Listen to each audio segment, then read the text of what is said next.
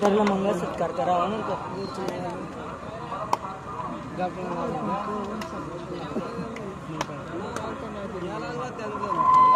चला जय हनुमान वाघोडे धन्यवाद। चला पंच सरपंच आपण ग्राउंडचा ताबा घ्या आणि सामने चालू करा। धन्यवाद।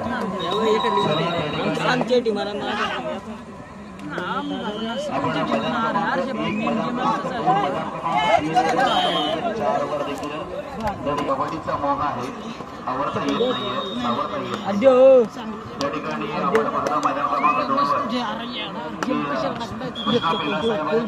शिक्षणाधिकारी अलिबाग त्या ठिकाणी कबड्डीच्या मागे उभे आहेत। म्हणजे खऱ्या अर्थानं अनेक विद्यार्थ्यांना क्रीडा क्षेत्रामध्ये देखील एक सपोर्ट करणारे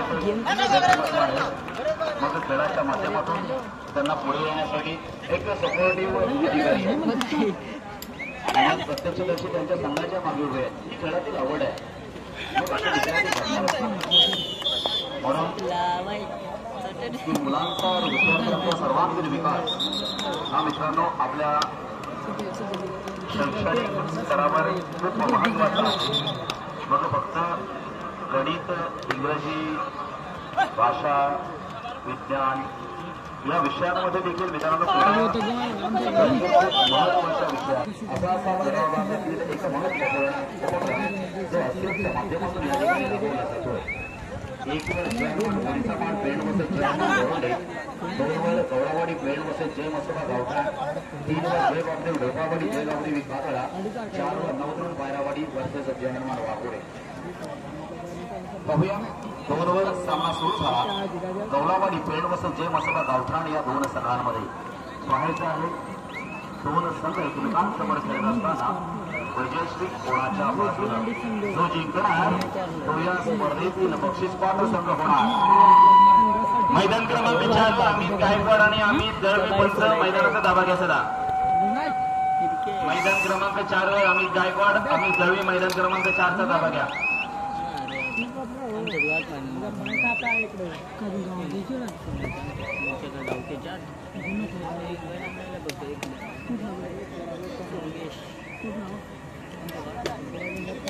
धन्यवाद।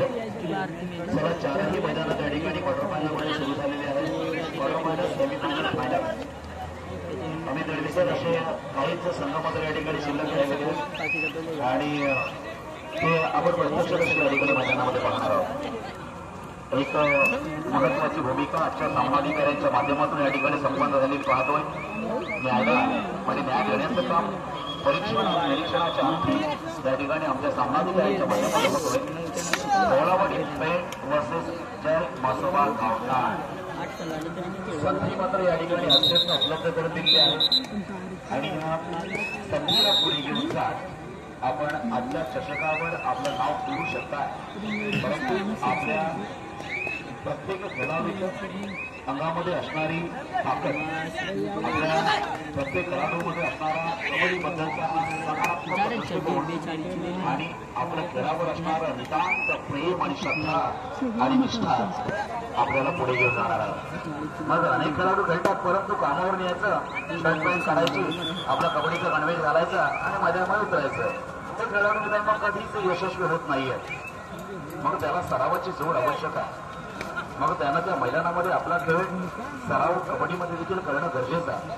मग असेच खेळाडू खऱ्या अर्थानं यशस्वी ठरत असतात त्या आपल्याची गुणांची परत मदत त्या ठिकाणी मैदानावर करत असतात। गौरावाडी पेंड वसत जय मसोबा गावठाण गावठाण संघाच्या बाजूने या ठिकाणी चढाई पाहतर मात्र फरक होतोय आणि त्याला प्रत्युत्तर गौरावाडी पेंड या संघाचा एक चढाई पाहतर आपण पाहतोय। आपल्या संघाच्या खेळाडूंना एक विश्वासानं पाठवलेल्या खेळाडूला चढाई पाहतर मात्र विश्वासात पात्र ठरणार का की रिक्त हस्त करतनाथ आता मात्र तेवढी चढावरोड किंवा तेवढा खास जो सामना आपण म्हणतो ना ती वेळ मात्र या ठिकाणी मैदान क्रमांक 2 वर आलेली दिसत नाहीये। कारण सामन्याची सुरुवात आहे तर मैदान क्रमांक 1 वर जय हनुमान बोरीचा माठ पेंड वसत जय हनुमान मोरोंडे हा सामना आपण पाहतोय. कारण या अगोदरच्या सामन्यामध्ये सागवाडी संघाला पराभूत करत जयहनुमान मोरे हा संघ क्वार्टर फायनलमध्ये पात्र ठरला आणि आता मात्र त्यांना फेस करायला लागणार आहे. आता मात्र ज्यांना सामना करावा लागणार आहे तो जयहनुमान मोरेचा मालक या संघाबरोबर. कारण जयहनुमान मोरेचा मालक हा देखील पेण तालुक्यातील नामांकित संघ आहे, परंतु जिल्हा स्तरावर देखील अनेक वेळेला पात्र ठरलेला त्या ठिकाणी जयहनुमान मोरेचा मालक संघ आहे. त्याच्यामुळे या दोन संघातील जी कलमी झुंज आहे ती रसिक प्रेक्षकांना प्रत्यक्षदर्शी त्या ठिकाणी आपल्याला पाहायला मिळणार आहे. मग आमचा अंकात खेळाडू सुंदर खेळतो, आमचा कोपरा रक्षक चांगली पकड करतो, आमचा मध्यम रक्षक त्या ठिकाणी चांगलं पुश करतो. मात्र हे प्रत्येक वेळेला सुंदर अशी पकड केलेली आहे. मैदान क्रमांक 4 वर राजा भस्मा याला जयहनुमान वाघोडे पोयनाड या संघाने. पाहूया आता वरचर ठरतोय की पिछाडीवर जातोय पुन्हा जयहनुमान वाघोडे संघ. कारण त्यांनी हुकमी एकता असलेला नवतरुण पायरवाडी रोहा संघाचा राजा भस्मा याला मैदानाच्या बाहेर करण्यात यशस्वी ठरलेले आहे.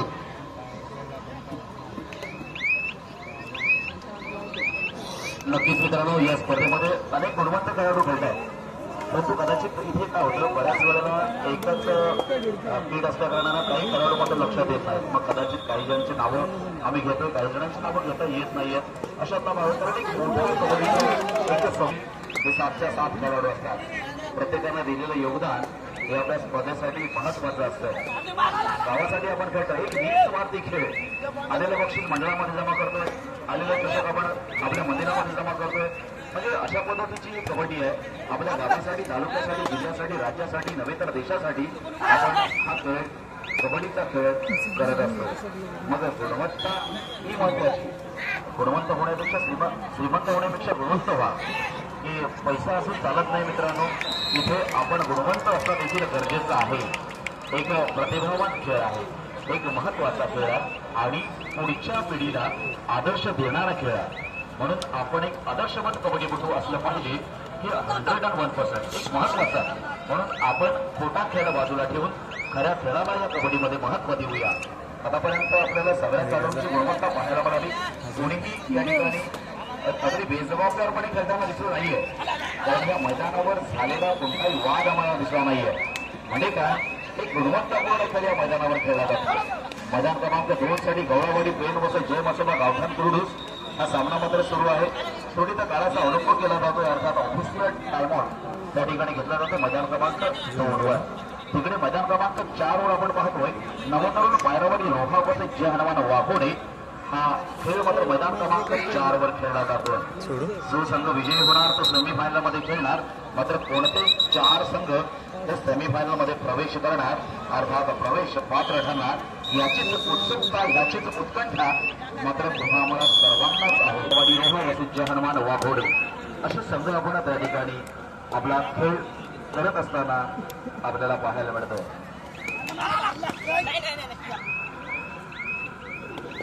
नक्कीच सर, मागाशी आपण म्हटल्याप्रमाणे ते भाग्यपत्रिका जी काढलेली आहे त्या बघा आता बघा क्वार्टर फायनलचे सामने चालू आहेत. पण त्यामध्ये प्रत्येक तालुक्यातला संघ आहे, पेण मधला आहे, अलिबाग मधला आहे, रोहा मधला आहे, असे प्रत्येक तालुक्यातला संघ इथपर्यंत पोहोचलेला आहे. ही आहे भाग्यपत्रिकेची कमाल, जी सहजासहजी सगळ्यांना काढता येत नाही. पण आमचे जे रिटायर एम्प्लॉय त्यांनी जी काढलेली आहे त्यांचं दरवर्षी आम्हाला एक साथ लागते ते भाग्यपत्रिका काढण्यासाठी. आम्ही त्यांना आवर्जून बोलवतो आणि ते वेळ काढून इथे येतात. त्यांचं सुद्धा एक आभार मानावे तेवढे कमीच आहेत. या भाग्यपत्रिकेवर बघा प्रत्येक तालुक्यातल्या संघ क्वार्टर फायनल येतो.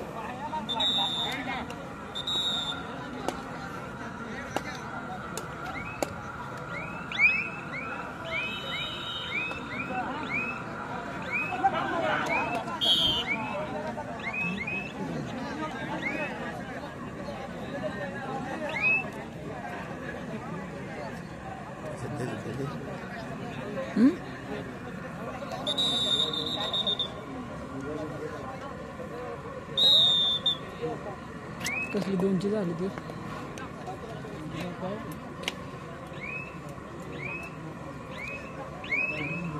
धन्यवाद.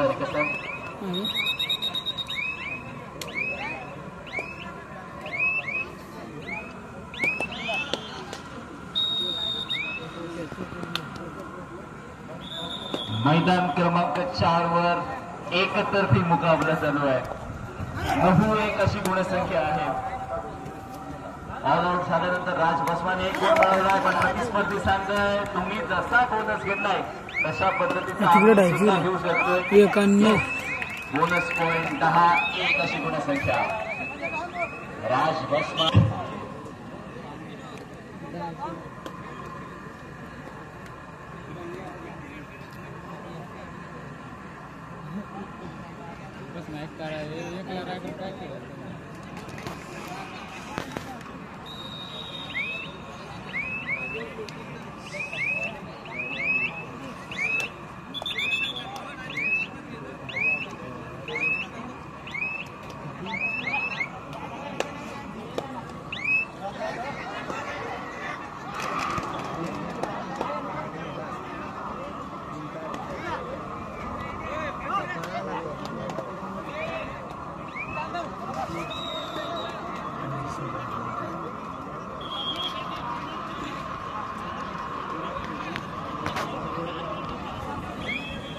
आतापर्यंत आपण 8 संघ हे मैदानावर आपण करत असताना पाहतोय. 8 मधून 4 राहणार, 4 परतणार. मग 4 परतणारे संघ कोणते आणि 4 विजयास पात्र झालेले संघ कोणते हे देखील आपण पाहणार आहोत. खरोखर मी रसिक प्रेक्षकांना पुन्हा एकदा धन्यवाद देतो सचिन भगत सर, कारण एक चांगला प्रतिसाद या स्पर्धेमध्ये आपण पाहतो. म्हणजे बॅरेकेड्स किंवा रनिंगचा याच्या चहूबाजूला आपण पहा, 4ही बाजूने या ठिकाणी रसिकांना वेढलेलं हे मैदान आहे. म्हणजे या कबड्डीबद्दल असणारं प्रेम आहे, या कबड्डीबद्दल असणारा आदर आहे आणि इथे कबड्डीबद्दल असणारा सन्मान आणि आवड हे जोपासण्यासाठी या ठिकाणी आलेला आमचा प्रेक्षक वर्ग आहे, रसिक प्रेक्षक वर्ग आहे. इथे मात्र आपण पाहतोय मैदान क्रमांक 1 वर 2 गोल मात्र इथे जात आहेत गावठाण संघाच्या बाजूला.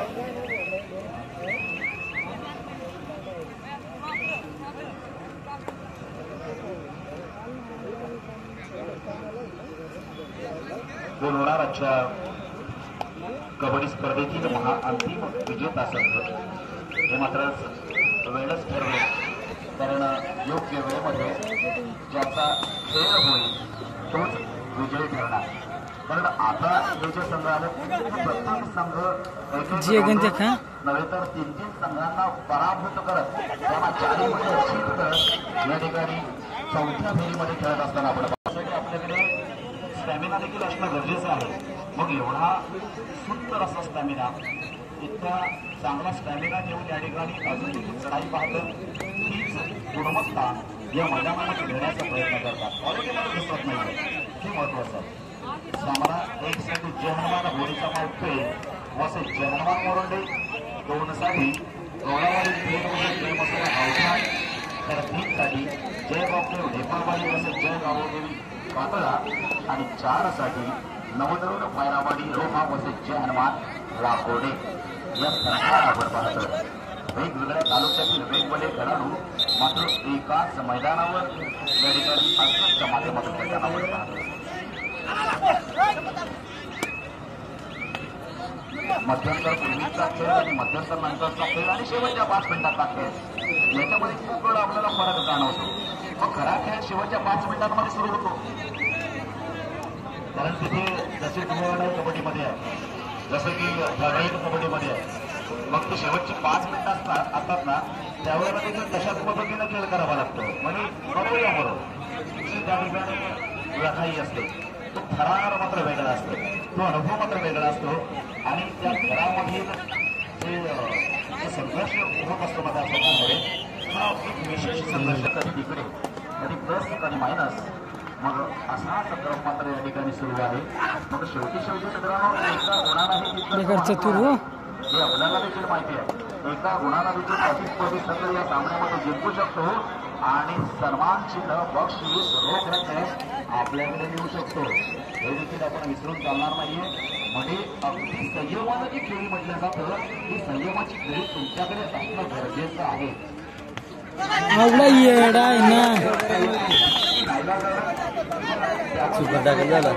जातो सुंदर खेळाचा भाग परंतु जाणीवपूर्वक किंवा बेकारी अडावला सुद्धा होऊ नये हे कबड्डीमध्ये खूप काळजीपूर्वक त्या ठिकाणी खेळ करावा लागत असतो. म्हणून या खेळाला महत्व आहे. कारण सांगा तरेला सुपर मनोज बेंगाळ हे वादळ मैदानामध्ये आले.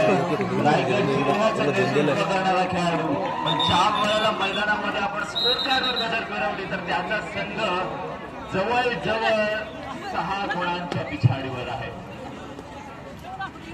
साईड नको बदलवू बादशाह कन्सिस्टंट परफॉर्म करत असतात.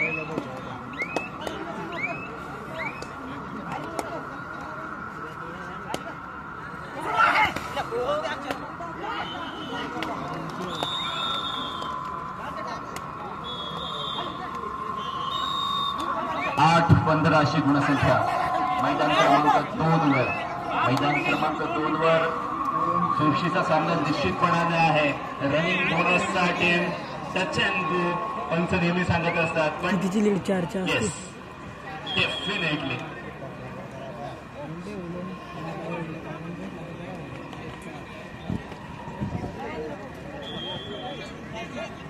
चारचा डिफेन्स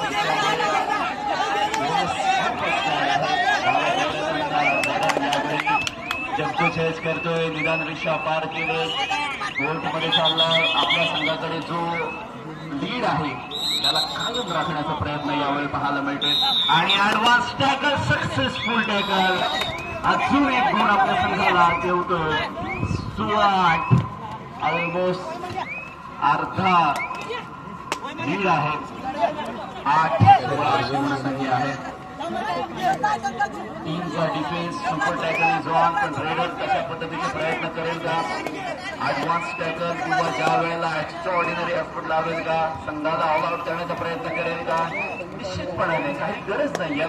आणि त्याच वेळेला आपल्या कोर्टमध्ये निदान रेषा पार करून पोहोचत असताना मनोज बेंगाळ कधी येईल. तो आपल्या संघासाठी कशा पद्धतीने कामगिरी करेल हा मोठा प्रश्न आहे. परंतु प्रतिस्पर्धी संघाने सांगितलंय मनोज बेंगाळला बाहेर ठेवा. मॅच आपल्या खात्यामध्ये घ्या. आणि इथे मात्र सटकलेला असताना बॅकहोल्ड झालं. सिंगल पॉइंट 2-1 अशा पद्धतीचा हा पॅटर्न असणार आहे. डिफेंडर 2 आहेत. रेडर 1 आहे. टाइम 30 सेकंदांमध्ये तुम्हाला कबड्डी म्हणत कोर्टमध्ये ज्या वेळेला प्रवेश करत असतात निदान रेषा कंपल्सरी पार करावी लागते. आणि ती निदान रेषा पार केली जाईल का आता हा प्रश्न आहे. जर पार केली नाही आणि पार करत असताना सिंगल पॉइंट सुद्धा स्कोर केलेला आहे. 18